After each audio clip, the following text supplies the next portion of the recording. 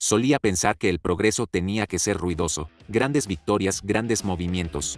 Pero el verdadero crecimiento estaba sucediendo silenciosamente, todo el tiempo. El crecimiento no siempre hace ruido.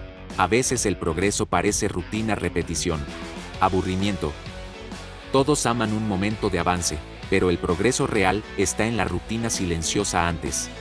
El trabajo que nadie ve es el trabajo que te cambia, las pequeñas repeticiones, las elecciones diarias, las cosas que crees que no importan. Ahí es donde se acumula el impulso. No confundas el silencio con el estancamiento. El progreso es tranquilo porque está enfocado. Mantén la cabeza baja, mantén tus sistemas apretados. Y un día, mirarás hacia arriba y te darás cuenta de lo lejos que has llegado. Ese trabajo silencioso es donde nacen los resultados ruidosos.